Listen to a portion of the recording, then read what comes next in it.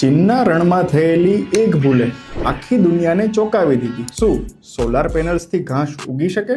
ચીનના કિંગહાઈ પ્રાંતમાં આવેલ ટાલાટન સોલાર પાર્ક દુનિયાના સૌથી મોટા સોલાર ફાર્મ્સમાંનું એક છે. પણ અહીં પેનલ્સના પડછાયા અને સફાઈના પાણીને કારણે ઘાસ એટલું ઝડપી ઉગ્યું કે પેનલ્સને ઢાંકવા લાગ્યું. આ ઘાસ કાપવું ખૂબ જ ખર્ચાળ અને જોખમી હતું.